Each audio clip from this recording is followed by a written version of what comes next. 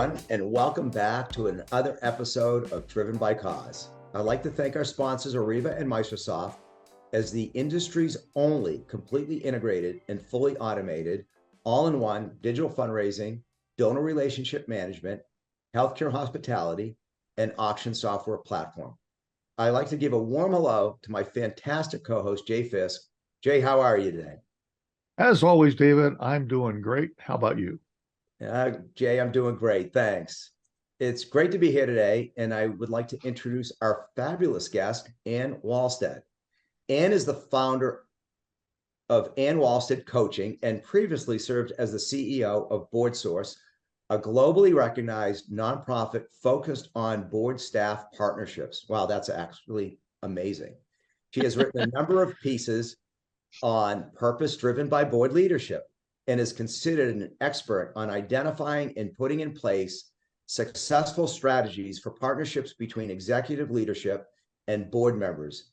Thank you for being here today, Anne. Oh, it's my pleasure. Thanks for the invitation. Yeah, let's get ahead and get started. This is really exciting. Anne, our audience has really been waiting for you to come on board. I can tell you that there's a lot of enthusiasm. And could you share with our listeners some information about yourself and how you got started in the nonprofit industry? Sure.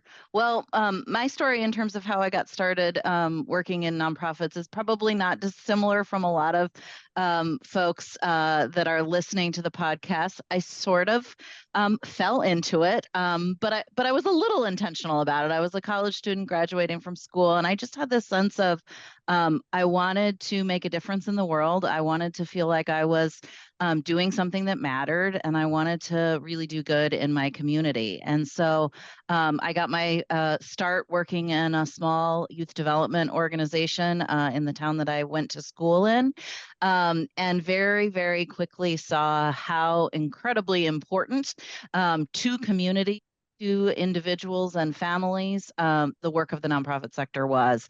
I also got a crash course in how important nonprofit boards are, because the organization that I was working with went through a really, really tough time where, had our board not been willing to step in and really save the organization, we wouldn't have made it through. So I was really fortunate that my first role not only was a great learning experience and career experience, but it convinced me that I really wanted to stay in the nonprofit sector. And so I spent 25 years working in a number of different national and local nonprofits. And I would say really came to center on that idea of how do we support leaders, both board leaders and staff leaders, to be as effective as possible. And part of that is to sustain themselves in the work that they're doing. And so, as you mentioned in the intro, I transitioned out of my role at BoardSource just shy of a year ago, and at that time launched a leadership coaching practice that really is focused on supporting other nonprofit CEOs and philanthropic leaders. So my work is very different now than it was a year ago in terms of what I'm doing, but my sense of purpose and what I'm focused on has really not changed. That's fantastic. Well, we're glad that you carved a little bit of time out for us and our listeners today. We'd like to drill down a little bit deeper on various topics relative to board. You mentioned BoardSource. Can you share with our listeners the mission of BoardSource and what your goals were stepping into the organization, and also tell us a little bit more about what led you to begin your own coaching practice?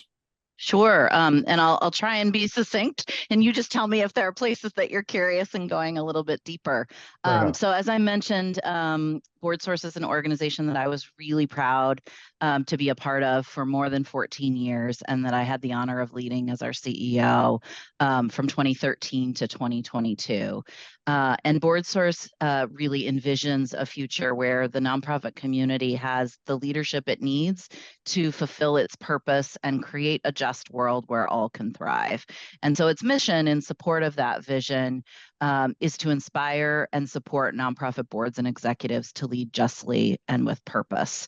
And we as an organization did that, and they continue to do that through research, through thought leadership, and then really practical supports and guidance to help boards strengthen their governance and live into their leadership in a way that is fully aligned with their organizational values and purpose.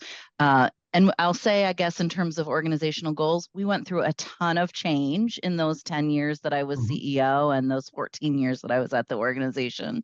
And when I reached a moment, and we reached a moment where I felt like the organization was poised for even greater things under a new leader, that was the moment for me to start thinking about, well, what does that mean for me, and where do I want to go next, and what's my best way to continue to do what I really care about, which is supporting leaders, but maybe have an opportunity to do that in a little bit of a different way. And that's what led me to launch the coaching practice. And I have to say, it's been incredibly rewarding to get to go so deep with nonprofit leaders and really work with them individually to support what they're trying to achieve within their organizations and themselves as leaders. And as part of identifying, while you're drilling down now as you're coaching, are there any major struggles you see executive directors of the nonprofits facing in the present right now that are pretty common? Yeah.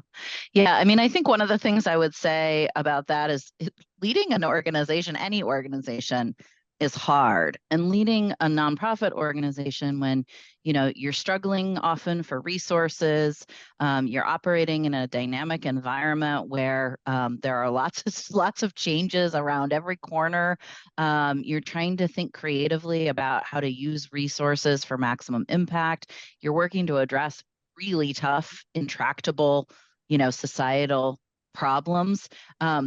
It's hard, and it's sort of always been hard. I think what's unique in this moment is that the context is even more in flux, and even more dynamic. We're seeing, as a society as a whole, post-pandemic, or as a result of the pandemic, major changes in terms of the workforce and the way that organizations operate. That's not just about virtual work. That's about sort of the relationship between employees and employers, and nonprofit executive directors are in the middle of that and trying to make sense of that for themselves and for their organizations, and thinking through, who do we need to be as an organization? Who do I need to be as a leader to ensure that my organization, not just survives this, but moves through this with real integrity and a sense of intentionality about, what kind of organization and employer they want to be, what kind of relationship they want to be in with their team members. And so I think that's a big burden. It's exciting.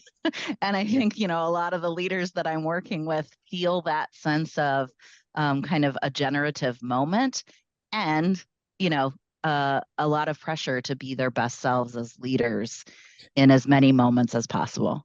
Yeah.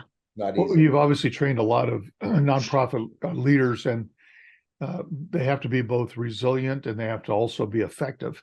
Do you have any tips for our listeners on how a nonprofit leader could be both effective and resilient? And are they at odds with each other, or do they do they reside in the same place, so to speak? Yeah, that's an interesting way to think about it. And I don't know that I have a particularly expert or data-driven response to that question, but I can share what I see anecdotally, both in the work that I was doing at BoardSource and the work that I'm doing now. I think they're mutually reinforcing. Okay.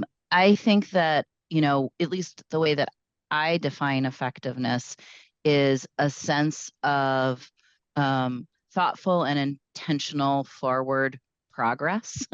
And I think that when leaders experience their organizations moving forward in a way that is high impact, that leads to our own resilience as leaders.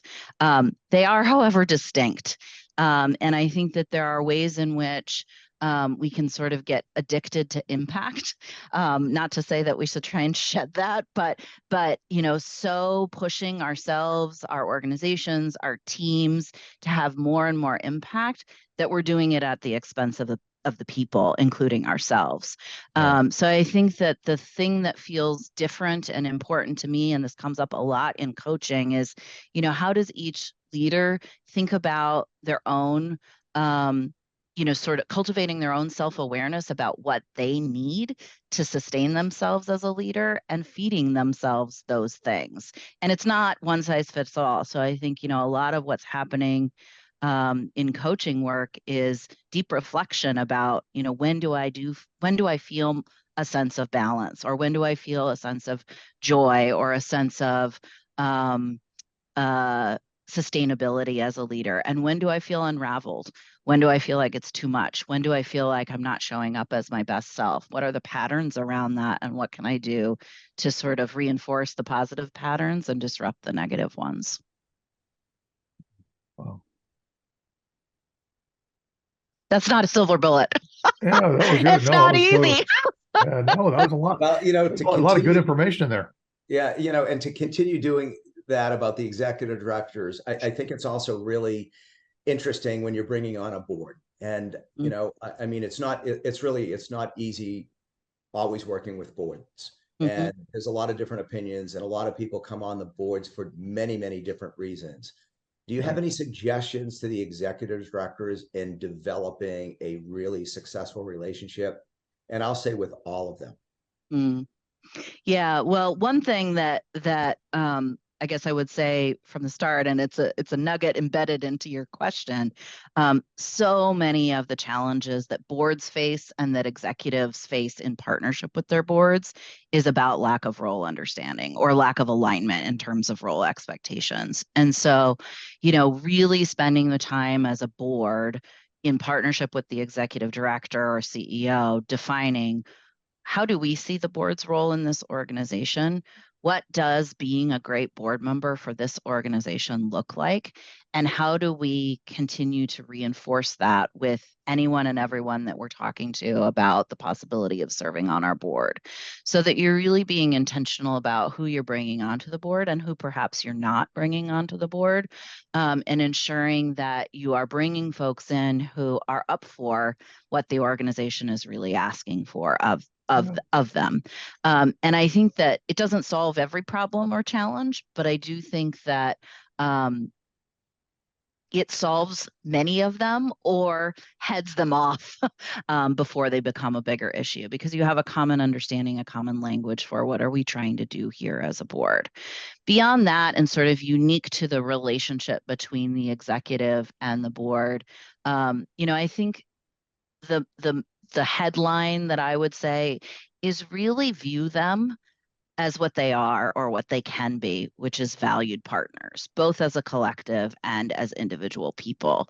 And that means investing time, in the board as a group, but also each individual board member, and taking the time to understand who they are, what they care about, why they're there, why the organization's work really matters to them.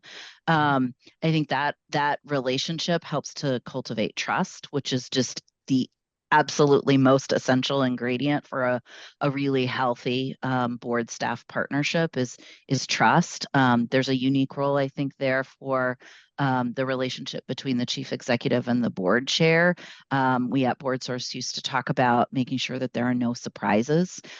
That's a really important factor in terms of that relationship, that the chief executive or the executive director is really letting the board in terms of, these are important things that are coming up, and I want to make sure that you see them coming. On that, or sort of building on that, I think also being really intentional and thoughtful about their role as deeply invested volunteers, and understanding you want to try and use the limited time that they have available to maximum effect. There's a great book called Governance as Leadership that BoardSource published years ago, that talks about that a lot. And it's both, that's how you get the most out of the board for the benefit of the organization. It also happens to make the experience of being a board member much more enjoyable, because the time spent feels really valuable and, like time that you can afford to give to that organization rather than the many other places that you could choose to spend your time.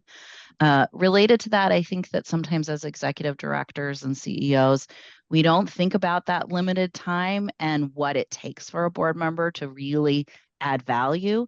And so we shortchange things like sending board materials really far in advance or far enough in advance that they can actually be read and consumed, and really being thoughtful about what information is most salient to a particular conversation.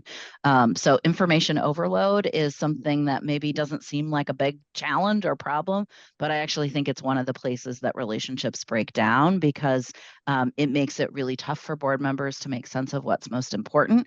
And then that can easily make an executive director or CEO feel like my time, my insights, my work are not being valued. So it sounds logistical, but actually can end up being one of the places that trust breaks down. So I'm sure there's a lot more I could say, but let me pause there.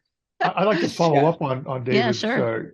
question, if you don't mind. One of the things that I've discovered in my work with nonprofits is that often we end up with board members who think that their major contribution is having their name on the letterhead, and they don't quite understand that there's a deeper requirement than that to be active.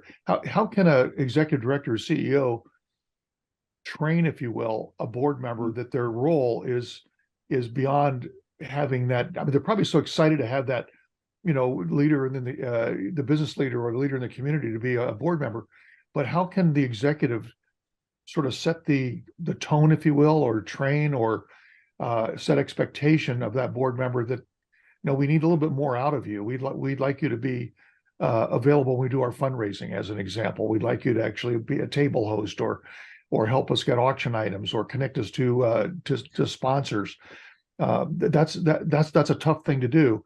Do you have any tips on how an executive could go about doing that? Yeah, I think that's such an important question, and you're absolutely right. It happens all the time, and it is a place where that trust or sense of partnership can really rupture. And I think you sort of you planted the seed or the clue there in the way that you asked the question, which is around setting expectations. And I think it goes back to that role understanding and being really clear as part of the recruitment process. Here's what we're looking for. And the mistake that I see a lot of executive directors or members of the governance committee, if they're the frontline, sort of board recruitment liaisons, is underselling the responsibility. So we see and hear folks saying things like, oh, you don't have to do that much. Or it's not that big of a time commitment. Or we won't ask anything of you. We just want you, we just want to say you're on the board. Right. And then being frustrated that the board member took that at face value and, sort of delivers exactly what they were asked to do. So I think it really starts there, talking about board membership, board services. This is a really big job. We hope it's joyful. We know it's meaningful, and it's a big commitment. And here's what we mean when we say, big commitment. We want you to be at every board meeting. We want you to be prepared to engage. We want you to participate in the events that we're having in the community, fundraising or otherwise, and being really specific about here's what being a great board member for our organization looks like. Love it. Thank you. Thanks for the follow-up on that. Well, this leads to I know you wrote an extremely highly regarded article for the Stanford Social Innovation Review, and I think it was titled "The 4 Principles of Purpose-Driven Board Leadership." Would you define the term purpose-driven board leadership and identify what those 4 principles are? And then if you have time, which I would love it, why it's important for a board to function under this mindset. Yeah, thank you. So if it's okay with you, I'm going to answer it in a slightly different order, Absolutely. just because I think that may make more sense. Yeah, sure. So in the article, for those that haven't read it, and it came out in March 2021, and is still available for free if folks are interested in reading it. You can get to it both on the BoardSource website and from ssir.org. But I shared in the article some of the, at that point in time, most recent BoardSource research, which documented that boards were demonstrating some sort of troubling trends, and some of them were long-standing trends. So just to name a few of them, one is boards do tend to be preoccupied with fundraising above all else. And board members were responding that that was, essentially the most important area of board responsibility, above even things like thinking strategically as a board or planning organizational strategy. We found that boards are disconnected from the people and communities they serve. Half of all of the CEOs that we survey said they did not have the right board members to establish trust with the communities they serve. We found that they were ill-informed about the ecosystems in which their organizations are operating. Only 25% of boards said that knowledge of an organization's work or field was important or a priority in board recruitment. And we found that boards are very much lacking in racial and ethnic diversity, both being overwhelmingly white, with 78% of board members being white, and then 19% of boards that were all white, meaning not a single board member of color on the entire board. And I share that context because it was the context that I and we were thinking about as we came up with sort of the encouragement, the thinking behind the idea of a purpose-driven board. And so the way that we talked about what it meant to be a purpose-driven board was an emphasis on these 4 principles. So one is purpose before organization. So understanding that your organization does not exist to exist. You exist for a higher calling or purpose. There is something that you were founded or that you exist to do that goes beyond, sort of the 4 walls or 4 virtual walls of your organization, and really challenging or inviting board members to center on that when they think about, sort of decision-making, sense-making, deciding what's best, to think about the purpose as the thing that needs deference or that needs primacy versus the organization and its organizational success. The second is respect for ecosystems. So understanding that none of our organizations exist in a vacuum. And in fact, we exist within and depend upon the other sort of players and systems in which we are kind of sharing water. And so that means other nonprofit organizations, certainly. It means the public policy environment. It means the funding environment. It means what's happening in our sort of geographic region and the sort of issues and challenges there. And that organizations and their boards need to be really thoughtful about trying to be an ecosystem player, meaning, so kind of related to purpose before organization, but with an ecosystem lens. How do we think about what is operating within our ecosystem and what it would take for the ecosystem overall to be its most healthy? And how do we make sure that what we're doing contributes to the health of our ecosystem rather than sort of degrading it? And kind of layering that on top of this idea of purpose before organization. And then the final 2 principles, which are very interdependent, and I would say all of these are interdependent, are equity mindset and authorized voice and power. And they are mutually reinforcing but distinct. So equity mindset is really about understanding that each of our organizations is operating within a society that has systemic inequities in it. And what are we as organizations responsible for as we think about sort of mitigating or undoing the impacts of those systemic inequities? And how do we make sure that we as organizations and our programs are not reinforcing them? Related but distinct is how do we think about who holds power in our organization, both at a board and a staff level, and ensuring that that power is really authorized, trusted, shared with the people and communities we seek to serve, so that we are not separate from doing for, but one of part of doing with. And these principles together as a collective were really our best thinking about what will it take for boards to really be well positioned to lead their organizations, not just now, but into the future, particularly in the context of a world where we're really doing deep interrogation of the idea of charity, the idea of organizations doing on behalf of, and how do we ensure that boards are not just well equipped to do that, but really leading. And so that was our definition of what it means to be a purpose-driven board. It's a board that's well positioned to lead into a different future and hopefully a much better one. Wow. That's great. You've devoted your time and service around LGBTQ equality. Where do you see the future of this movement heading, and what changes would you like to see?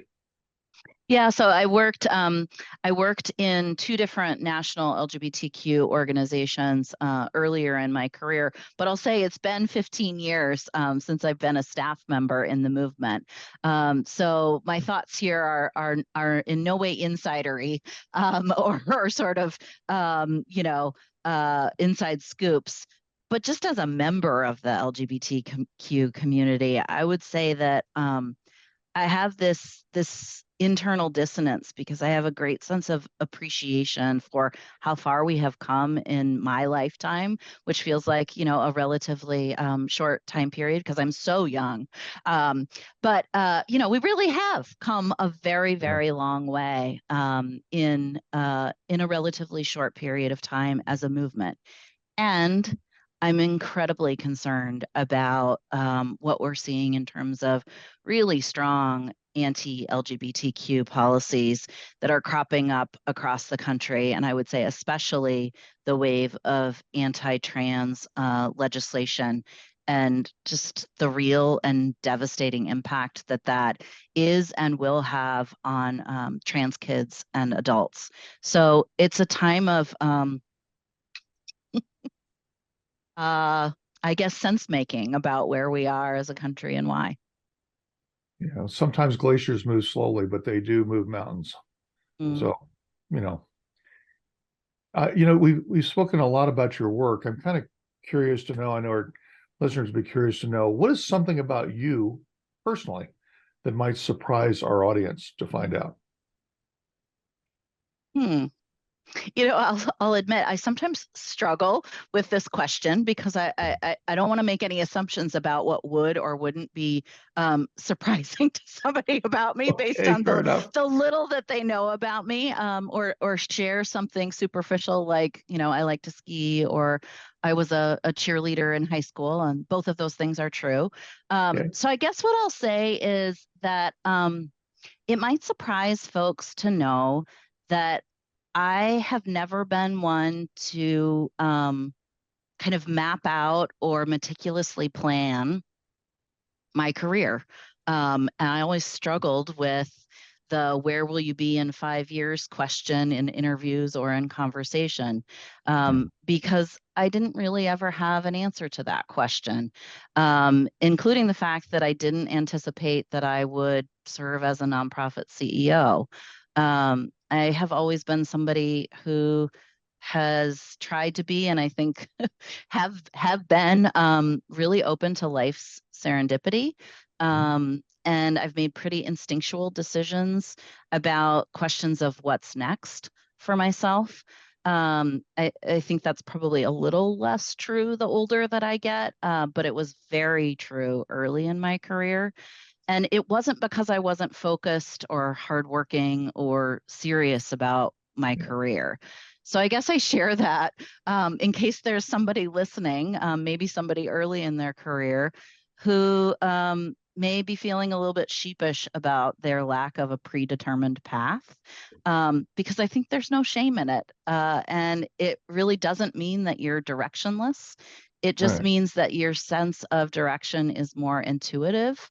And I would argue that means that it's something that you have to check in with yourself on a more regular basis, so that you're being intentional about each step that you're taking and why.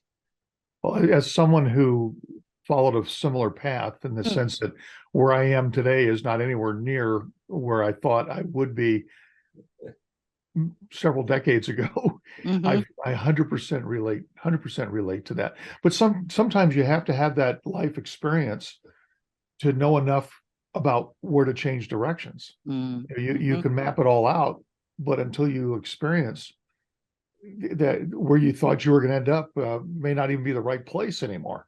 So I think your path is probably very similar to many others Mm. that maybe had a direction and discovered when they got there it wasn't the direction they were headed. Well, I agree with both of you. I think life Yeah, is a wonderful journey. I mean, it definitely has its ups and yeah, downs. You never know if you're gonna or when you're gonna go off of the turnpike that you're driving 100 miles an hour and when you got to divert, and it's just a journey. I think yeah. that your way that you articulated that was absolutely fantastic, and I just found myself, so thank you. So, and we always like to finish our show by asking you one question.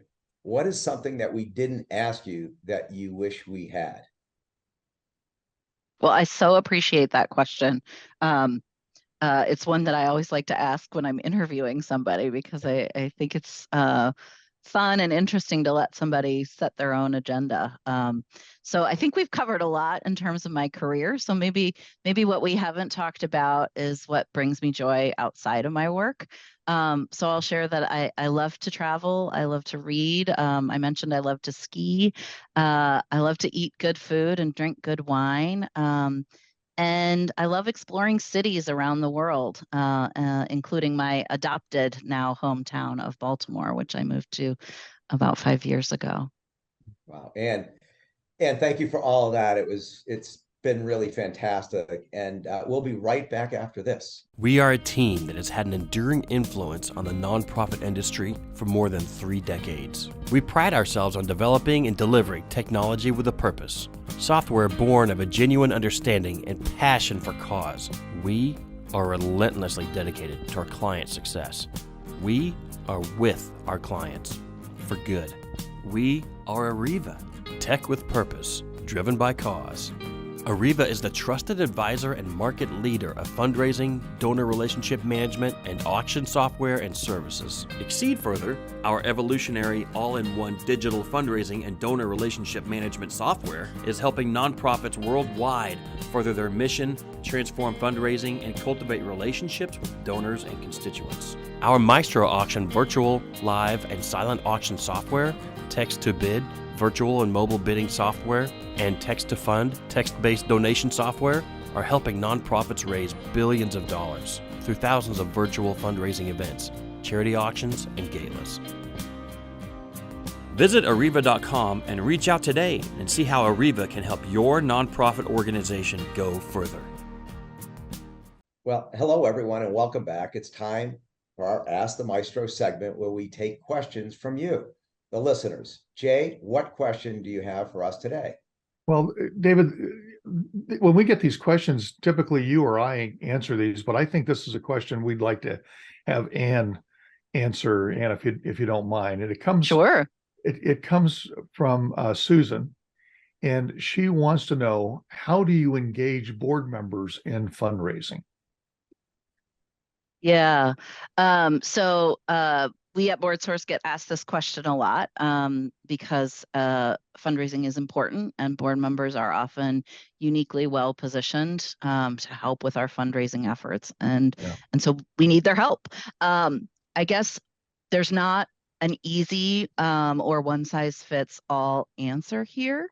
But maybe there's an answer within that, which is it's not one size fits all. And I think one of the mistakes that we sometimes make when we go to engage the board in fundraising is we try to ask every single board member to do the same thing. And it's not to say that that's bad.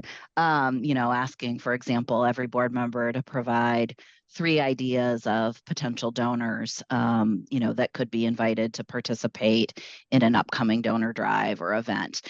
It's not bad. It just doesn't necessarily encourage folks to see the importance of their individual efforts.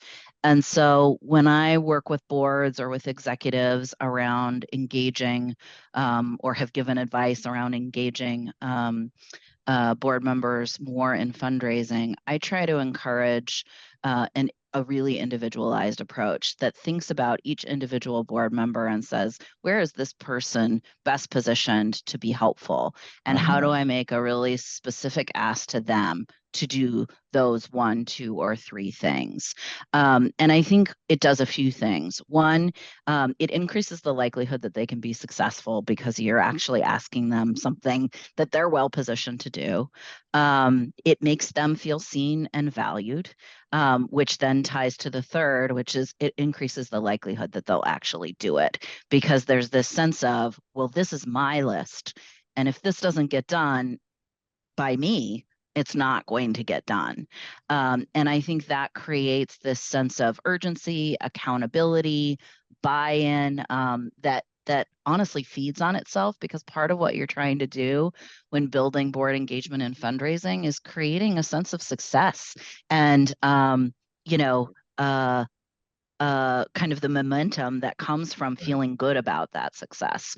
So if I were to give one piece of advice, that would be it. There's probably a lot more I could say about it though, but I'd start there. Well, such a great answer. I know that in my work with auctions, I always ask the clients to see if you can get the board members at the very least to attend your galas, at the very least. See and be seen. It's important for everyone there to know, oh, our board members are supporting this mission, therefore I can feel comfortable supporting the mission. And if possible, get them to even host a table, or at least be a table captain, maybe not necessarily buy the table and host it, but at least fill the table with like-minded people. I call the term OPM, other people's money. Because if you're just going internally and asking the board members to basically be the funders, if you will, you'll burn those board members out pretty quickly. But if you ask those board members to reach out and engage other people's money as part of the gala, it's more the connection that's important rather than their funding that's important. So that's just my 2 cents worth. And Susan, thank you so much for that great question. And Anne, thank you for answering it. We sure appreciate it. It was great advice. If you have a question you'd like to have us ask our guest or David and I to answer, Ask the Maestro, please go ahead and send it to us, and we'll hopefully find it on another show. Hey, thanks for that, Jay. And Anne, it was such a pleasure having you on the show today. Just really great. You're truly amazing. Thank you. My pleasure to be here. Thank you for the invitation, and great to be in conversation with you both. We really enjoyed having you here. Thanks for sharing your insight on some very important topic, and also a little bit about you personally. Appreciate you sharing that as well. Absolutely. Yeah, no, absolutely. And we also want to just thank all of our listeners for joining us today. And as always, we want to thank our fantastic sponsors, Arreva and MaestroSoft. Make sure you stay tuned for the next episode of Driven by Cause by hitting that subscribe button. Make it a great day.